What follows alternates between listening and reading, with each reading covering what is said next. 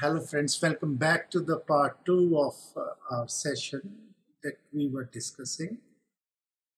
We are talking about possible changes that technology is bringing into our teaching education. I think the background need to be understood, and that's where I'm doing this in second part. That Renaissance, the 400, 500 year period that we are talking about, is actually the major breakthrough in that period was Renaissance. Looking at it, that the whole world is moving in Western direction. We all are in going by the pedagogies and systems that were developed by the Western world. Accept it or not, that's the reality that the Western pedagogies, Western systems are what are running the show today. And in Western world, Renaissance was where actually everything started. You are whatever domain you are, whatever subject you are. It has been affected by Renaissance. Last 400, 500 years are controlled by the ideology of Renaissance. And the biggest issue that was concerned with Renaissance was that it was humanism. Humans became center. Initially, the human society became the center. Slowly but surely, we kept on moving towards individuals. From sociology to psychology, we kept on moving. The whole world, the whole universe, the whole philosophy of that was controlling the world was the philosophy of Renaissance, philosophy of humanism. Whatever field you may be from psychology, from philosophy, from history, from commerce, from economics, from whatever field you are. But the dominating world philosophy have controlled your subject, you accept it or not. And that's why it was easy to understand that Renaissance was the central figure that was controlling the world. That was the philosophy that came in.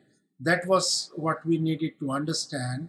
And when we talk of technology, when we talk of this breakthrough that I'm talking again and again, I'm talking so many in our first session, we talked in detail that the discussion was basically on and about technology coming into the field. And this technology, I am of the opinion, and philosophers are of the opinion, is about post-humanism. It's a phase. It's a philosophical phase. We are moving forward. What do we mean by this post-humanism? That's what I want to understand here and make it clear to you. Everything was looked from human perspective. Maybe animals, they were looked at, which are the animals dangerous to human beings, which are animals which are friendly to human beings. Flora and fauna, it was considered from human point of view. But in last 100 years, there have been some efforts, some things that have happened that we need to understand, and which was actually the beginnings of post-humanism.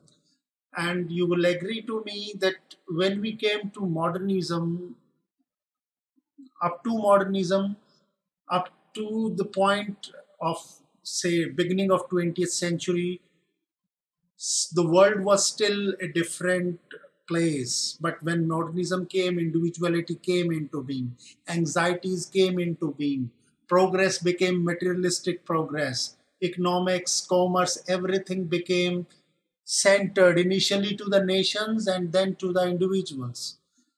Because of modernism came two world wars that saw this, the whole world saw big change in terms of big world wars. World wars changed the face of the world, not only in terms of domination of nations only, but in terms of other possibilities. You see, the whole gamut of things changed with the world war. A lot of mental illnesses came, a lot of questions about what is the nature of life came.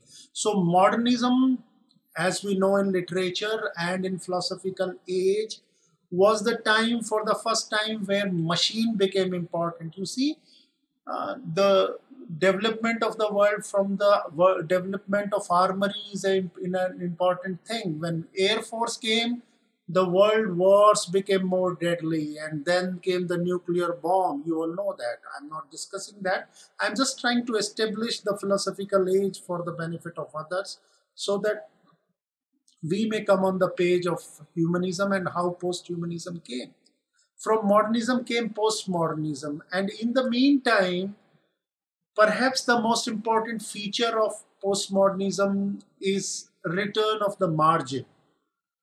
People, group of people who were not considered the, as we use the term WASP, white Anglo-Saxon Protestants, who were at the center of the world, who were controlling the world, who were actually defining, calling shots, may it be British Raj all over the world or rise of America in that term. Return of the margin was for the first time during postmodern age, during the age after two world wars. Margins were considered to be coming to the fore. And these margins, who were these margins?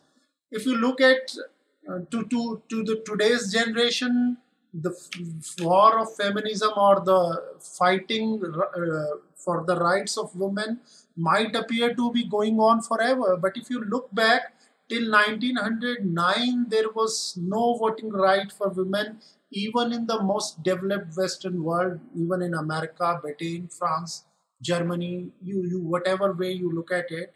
But nowhere in the world women had the right to vote. Forget equal pay, forget other equalities. So I'm sorry if it sounds a qualitative judgment. It is not. It is just a quantitative judgment, just trying to understand the situation.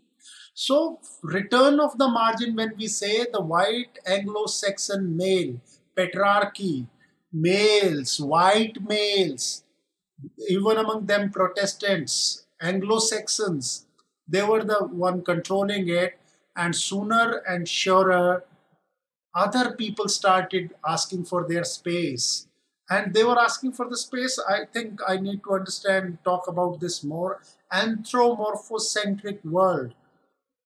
This, what does this mean? This means anthropomorphocentric means that man was at the center of the world. I'm saying it, man.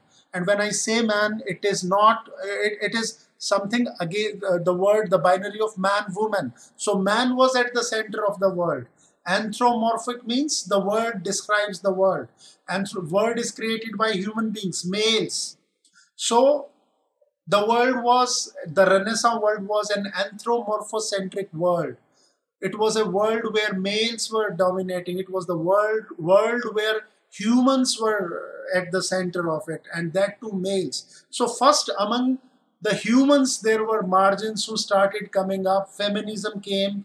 By now there have been three major movements of feminism, three waves of feminism as they call it. But you all know it, I'm not getting into it. I'm just trying to teach you the philosophy of the age that we are in. 2021, we are standing at a philosophical age, and the background of it must be understood. So before you see beginning of 20th century, you will have rare female voices, even in all fields. Forget literature, language, in all fields. Whatever field you come from, you will rarely find a thinker, a philosopher who was not a white Anglo-Saxon. But by the beginning of 20th century and then 21st century, voices started coming up. Feminism came, that was the first one. Then blacks in terms of color of skin, I'm sorry I have to use this word, but we all understand what we are referring to. Race we are referring to. So Caucasians, Anglo-Saxons who were at the center of the world, and then there were other races that came into fore. They asked for their space, demanded their space, and got their space. Jews are one more example.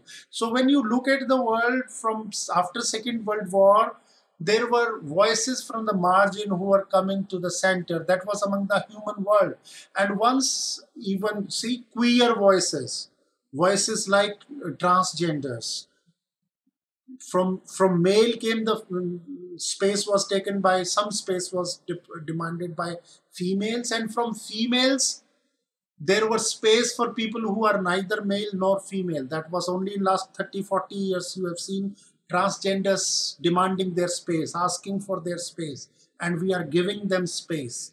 So transgenders, even among humans, the margin came, and when the human margins were accepted, perhaps that was the end of humanism. That was the point where humanism could take, and then we started looking beyond humanism, what we know as post-humanism. First, there are three major entities in this world, if you look at it. One is human beings, then there is animal world, and then there is world of vegetation. So when we talk of post-humanism, we are talking about all the three. We are talking about flora and fauna. We are talking about animals. You look around, you will find a lot of animal conservation started in last 40 years.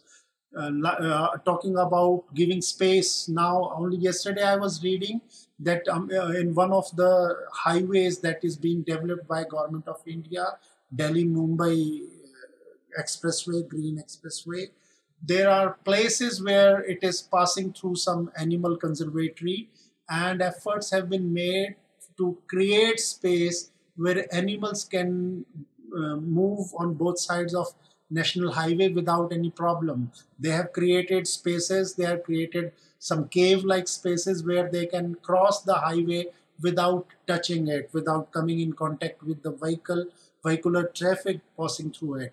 Maybe 50 years back nobody thought about it. Think of Kaziranga National Park, where a lot of elephants actually happen to get cut by the train passing through, the railway line passing through it.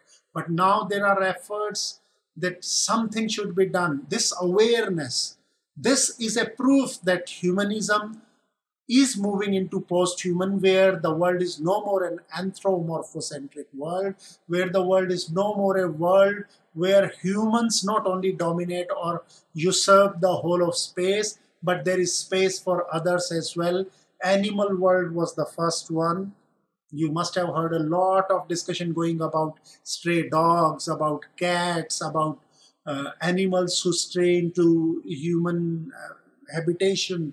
You must have heard about those WhatsApp messages, memes, where you speak about that actually it is not animals who stray into human area, human beings have usurped their space. So this awareness is not just like that. It has not come just like that.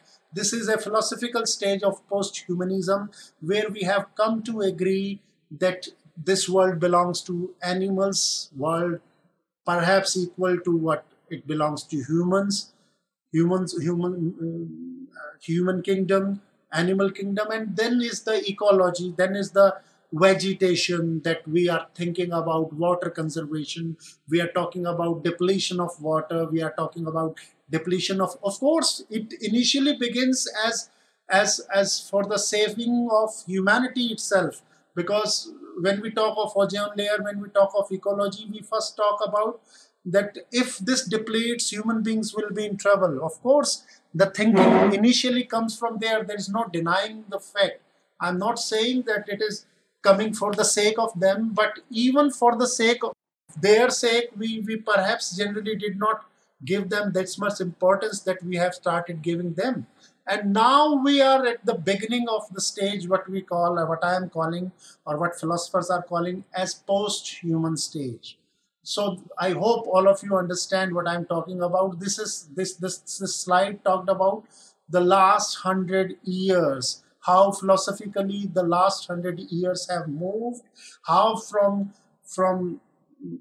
rise of science to we moved to modernism, then to postmodernism, how the margins came into being, and finally where we are now, where the three worlds we coexisting, the world of humans, the world of animals, and the world of vegetation.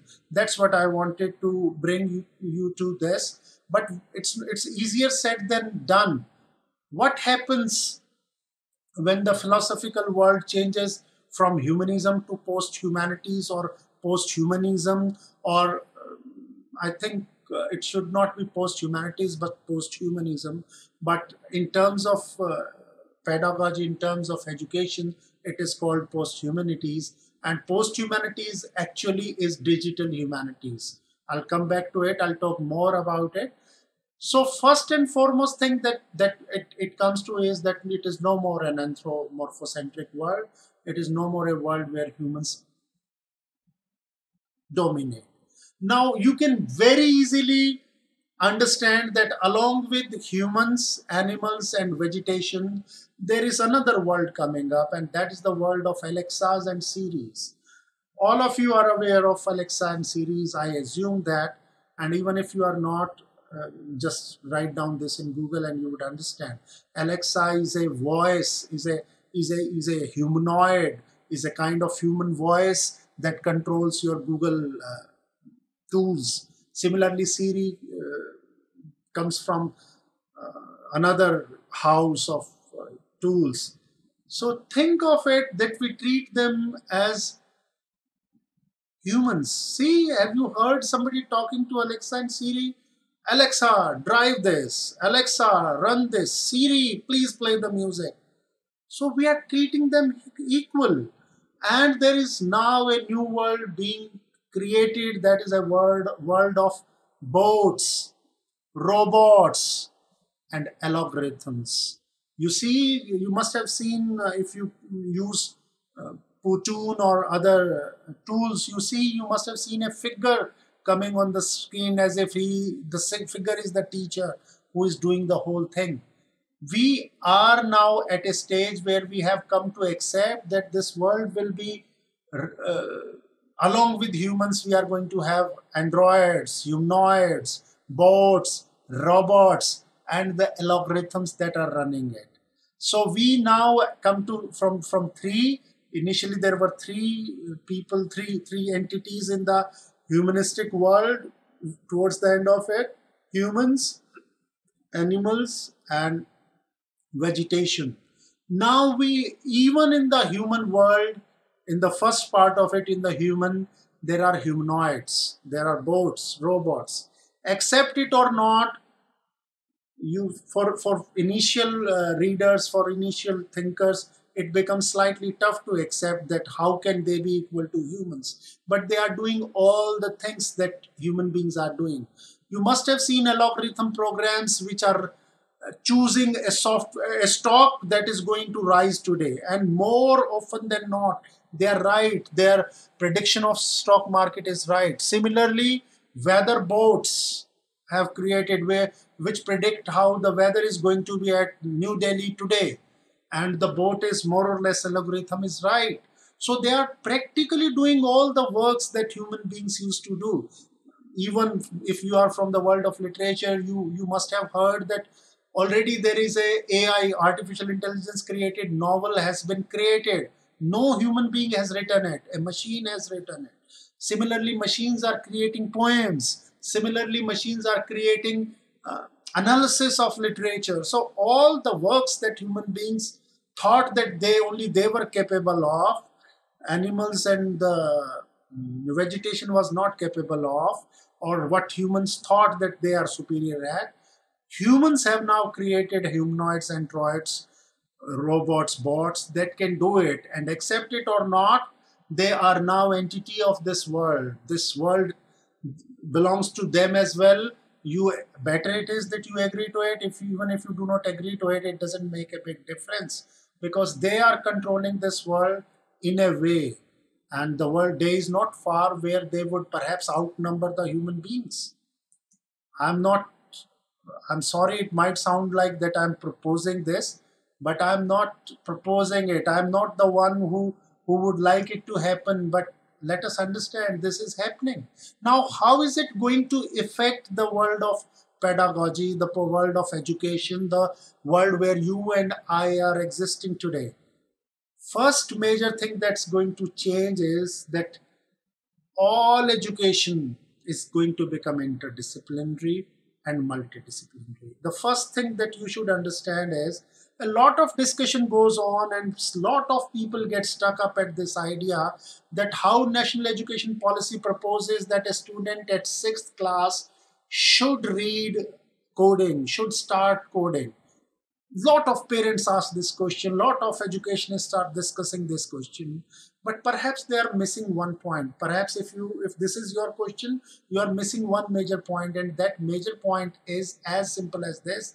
That major point is, did you not learn language as the first thing in your school?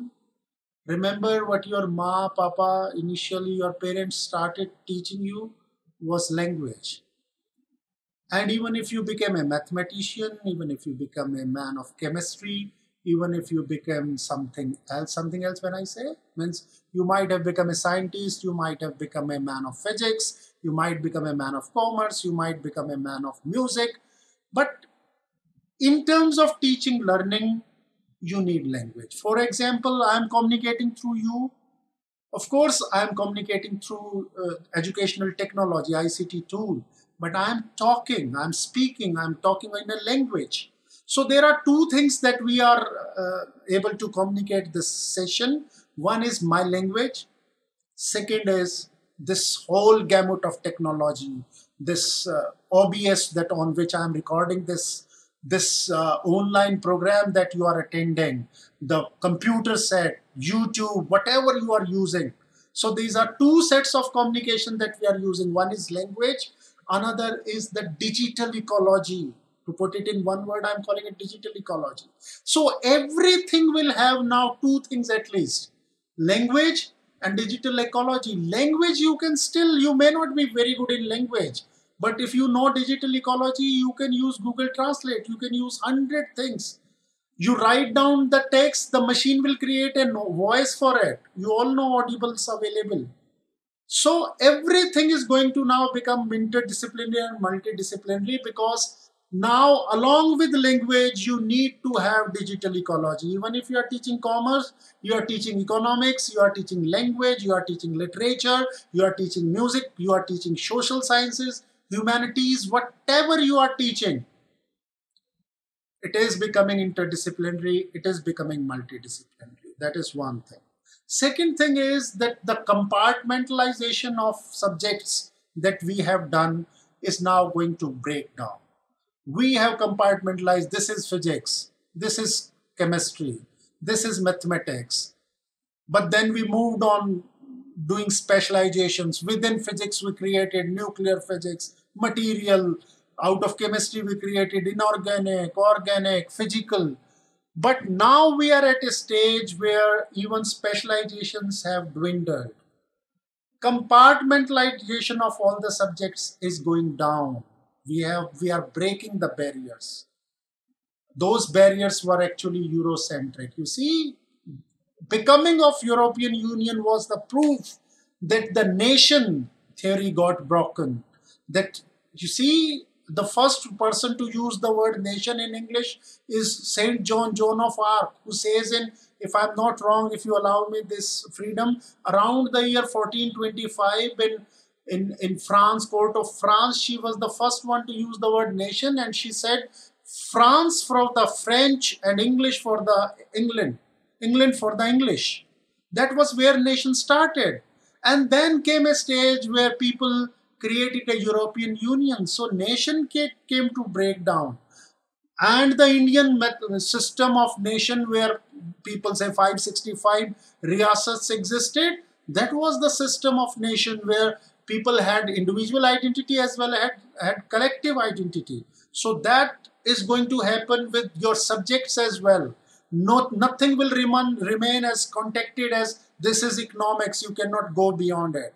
This is commerce, you cannot go beyond it. This is history, this is political science. See, now historians are writing books that are becoming fictional, and fiction writers are writing books that are becoming history. So social sciences, humanities, these areas are going to break down.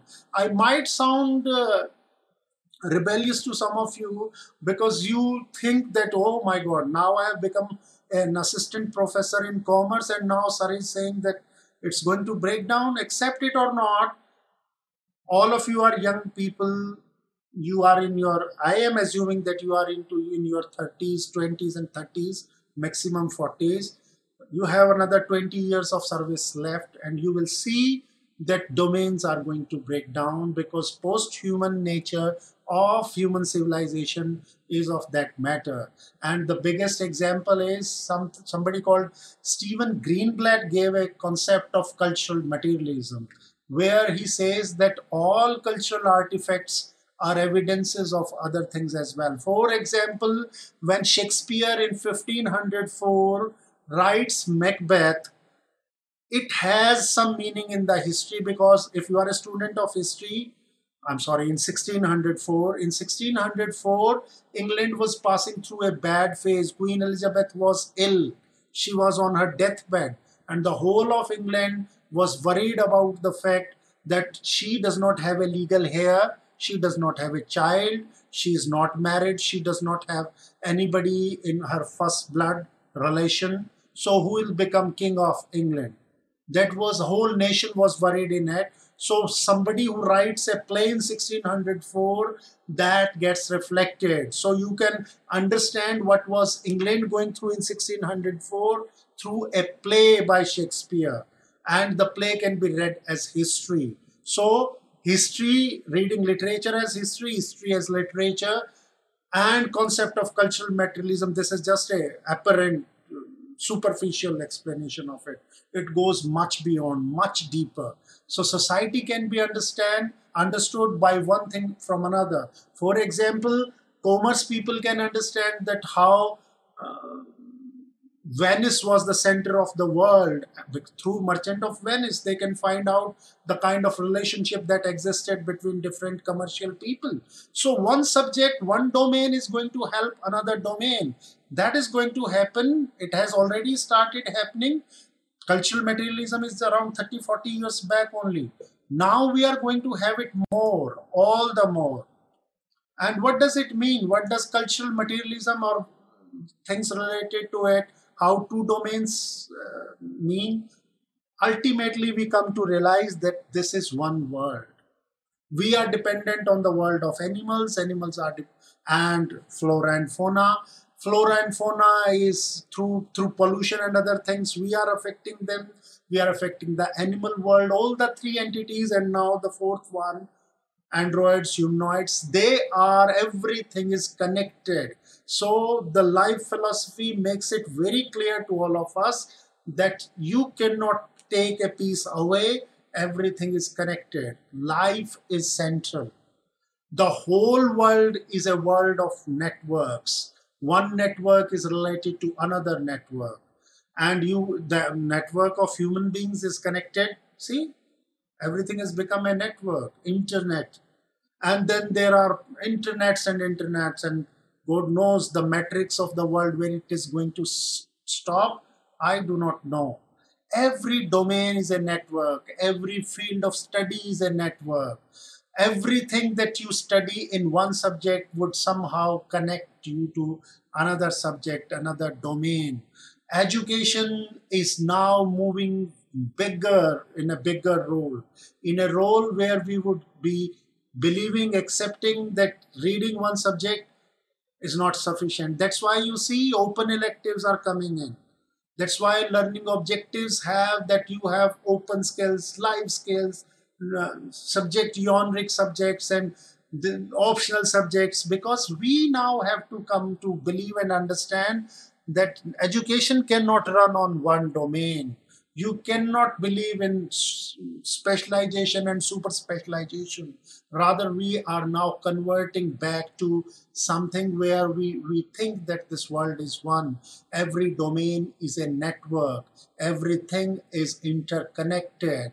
And when you think from this point of view, you will find so many things. Economics people would find so many things that are available in different fields. For example, there is a famous novel by Premchand. The novel is called Godan. If you have read the novel, if you have heard about it, Godan is about a poor family which is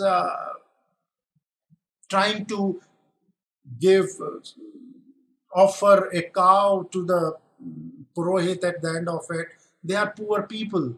So when you are teaching a conspicuous consumption, non-essential demands eating into somebody's finances, religion would perhaps come out as an effect that they don't have food to eat, but religion, their dharma, asks them to offer a cow so that their next life can be good. Your present life isn't good, but you are more interested in making your next life good. Now this appears to be purely a religious matter, philosophical, ethical issue, but it has economics related to it. It has some commercial value related to it.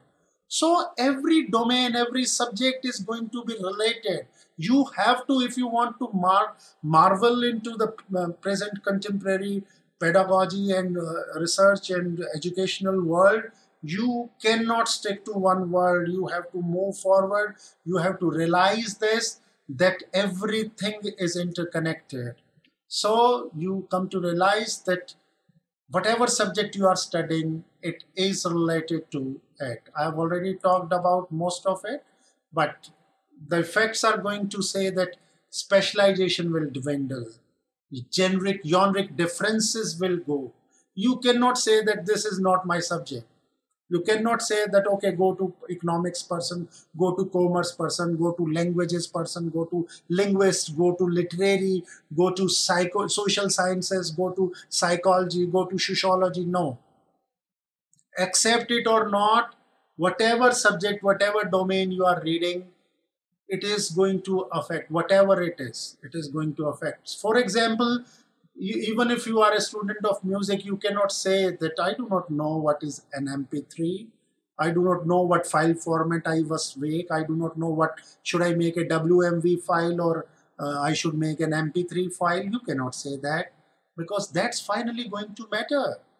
Everything has become a data format, a data set. I know it doesn't sound good. I know it sounds prosaic. I know it sounds slightly disrespecting to different fields as well.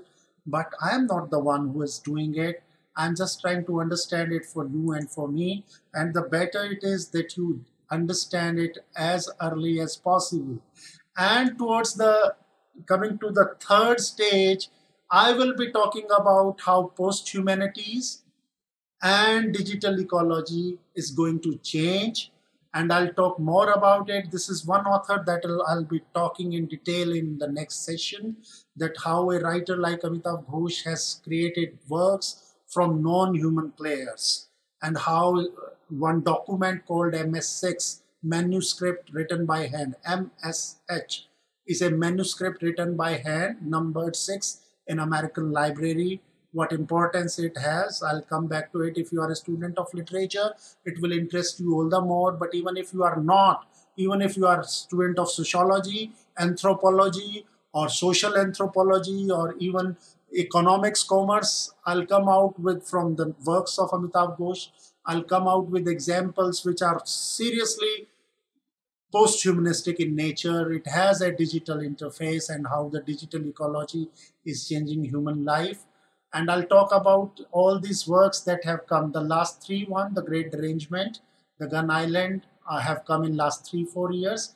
And The Nutmeg's Curse is a book that will be coming this winter, October, November, it's going to release. And how non-human players are coming to the fore now. It is not about literature itself, is not about humans, but things beyond them. I'll come talk more about in the third session. And to come to the close of this session, we have already talked about digitalization.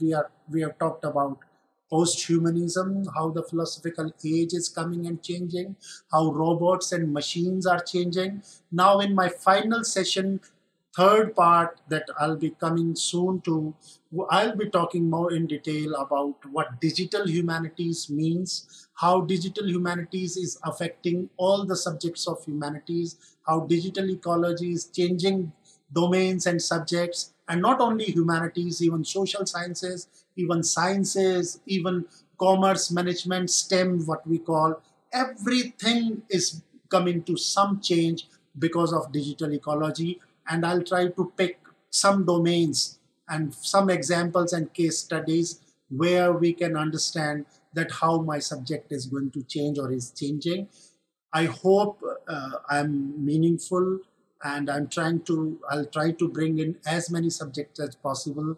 Thank you very much for your patience. And with this, I come to the close of my second part. Thank you very much.